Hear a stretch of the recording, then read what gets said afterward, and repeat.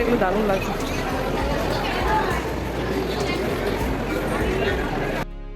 ওরা শোনা, আমরা সবাই রেডি হয়ে গেছি, তুমি এখনো রেডি হওনি? চলো চলো তাড়াতাড়ি খেয়ে নাও, চলো তোমরা রেডি যাবো তো শোনা।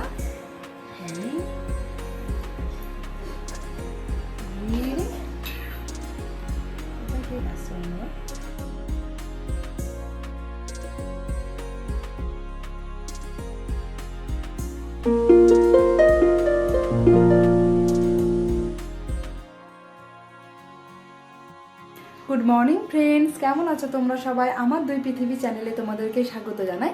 আজকে হচ্ছে শুক্রবার আর এখন বাজে বেলা 11টা। এখন থেকে আমি আমার ব্লগটা স্টার্ট করলাম। আর আজকে হচ্ছে নীলষষ্ঠী।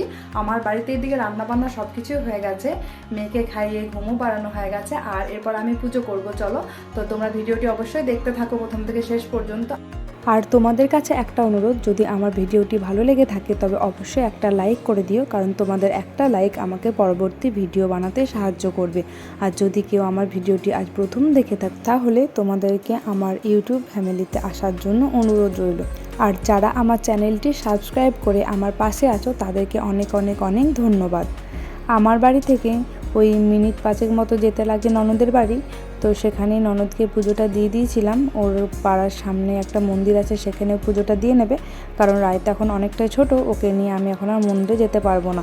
যদি তোমাদের দাদা থাকতো বা মনু থাকতো বাড়িতে তাহলে কিন্তু যেতে পারতাম। বাড়িতে পুজো করার জন্য যে সকল জিনিসপত্র লাগবে সেগুলো আমার সবই রেডি হয়ে গেছে, চন্দন, অগ্রু, ঘি, মধু, গঙ্গাজল, দুধ সব কিছু। তো চলো আমি আস্তে আস্তে পুজোটা করে নিই। প্রথমেই মহাদেবকে একটু দুধ দিয়ে স্নান করে নিয়ে তারপর ওই ঘি, মধুর আর অগ্রু দিয়ে যে জলটা বানিয়ে রেখেছি সেই জলটা দিয়ে মহাদেবকে স্নান করিয়ে নেব এবং বাকি সমস্ত ঘরের ঠাকুরগুলোকেও পরিষ্কার করে নেব। আমি কিন্তু বাড়িতে নিজের মতো করেই পুজো করি, কোথাও দীক্ষা বা কোনো কিছু আমার এখনও নেওয়া হয়নি। তো চলো তোমরা ভিডিওটি দেখতে থাকো।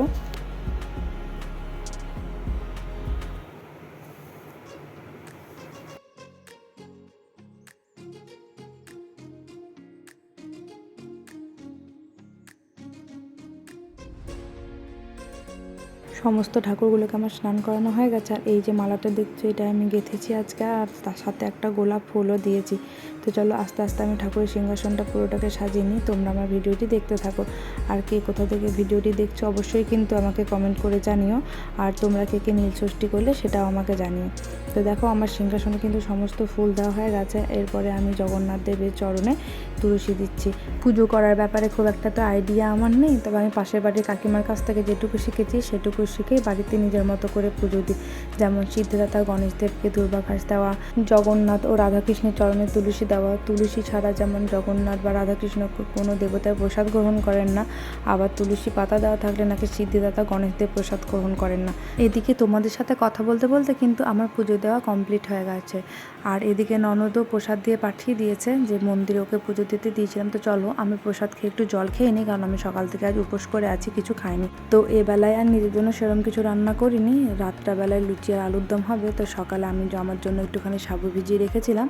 তো ঠাকুরের প্রসাদ দিয়ে একটু মাখা দিয়ে দই টই দিয়ে আর আপেল কুচি কলা কুচি দিয়ে একেবারে সাবুটা মাখিয়ে খেয়ে নেব। আর আমার এই সাবু মাখাটি খেতে খুবই ভালো লাগে, সাথে আমার মেয়েও কিন্তু খুব ভালোবাসে।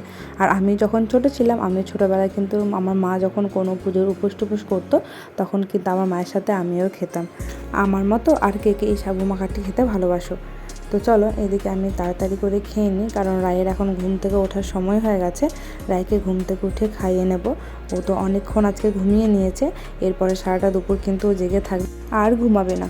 তোমাদের দাদাভাইয়ের আজ তাড়াতাড়ি করে বাড়ি আসার কথা আছে। তোমাদের দাদাভাই বাড়ি এলে আজকে ইচ্ছা আছে একটু পয়লা বৈশাখের বাজার করে আসবো, সাথে রায়ের জন্মদিন আছে, কিছু টুকিটাকি কেনাকাটারও আছে, সেগুলোও করে আসবো। যদিও আমাদের জন্মদিন সেভাবে হয় না, ঘরোয়াভাবে খুব ছোট করে বাড়িতে অনুষ্ঠান হবে। তো বড় মেয়ের সময় যখন জন্মদিন করতাম, শাশুড়ি মা বলেছিলেন যে আমাদের নাকি কোনো লোক মারা গেছিলো, তার জন্য নাকি আমাদের জন্মদিন খাটে না, তাই জন্মদিন করে না। তো আমার বড় মেয়ের আমি একটু একটু করে শুরু করেছি। রায়ের জন্মদিন ইচ্ছা আছে সকালবেলায় মন্দিরে গিয়ে একটু পুজো দিয়ে আসবো, পুজো দিয়ে এসে বাড়িতে একটু পায়েস দেবো, তারপর সন্ধ্যাবেলায় কেক কাটা হবে। আর তেমন কিছু করবো না। ইচ্ছা তুই গেল গালে টিক্কা লেগে গেল, ছি ছি ছি ছি ছি, সিঁদুর লেগে গেল, গালে টিক, এই দাঁতে কি আছে? তাইটা দাঁতে বস মামা, তাই তাই তাই তাই মামা বাড়ি যায়। আহ আহ, এটা হাবি দাও তো মামা, হাবি দাও। তুমি কেমন করে গাড়ি চালাও শোনা? ওরে বাবা, লে হয়ে হয়েছে, ও বাবা জি বাবা জি। বুম, ও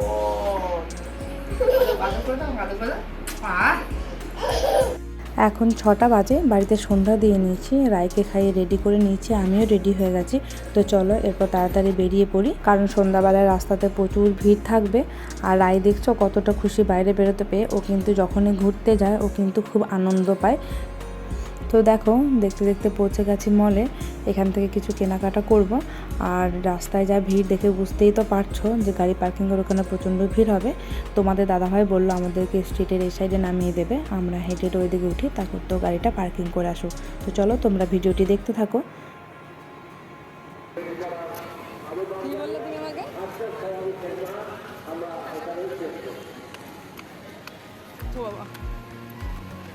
আর এটা হচ্ছে রায়কে নিয়ে সেকেন্ড টাইম মলে ঘুরতে আসা। তোমরা প্রথমবার দেখেছো রায়কে নিয়ে যখন আমি স্মার্ট বাজার গেছিলাম, তখন রায় কিন্তু লোকজন ভিড়ভাড়টা দেখে রীতিমতো বিরক্ত হচ্ছিল।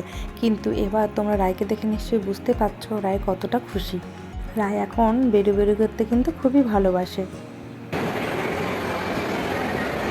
রাই এইদিকে এইদিকে এইদিকে এইদিকে, এই রে, এই দুটো, তুমি কি করছো? মলের জিনিসপত্রগুলি এত সুন্দর পরিপাটি করে গোছানো থাকে, দেখতে কি ভারী সুন্দর লাগে, চোখ ফেরানো যায় না। এদিকে অনেক অনেক জিনিস রয়েছে, তবে নিজের প্রয়োজনে যে জিনিসটা কেনার জন্য এখানে এসেছি সেটা এখনও পাইনি।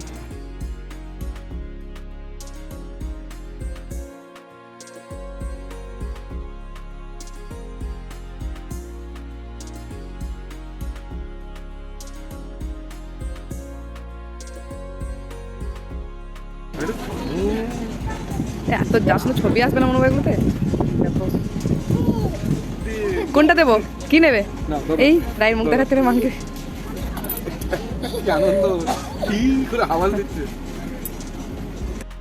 রায়ের কিন্তু এই সফটওয়্যারটি ভারী পছন্দ হয়েছে।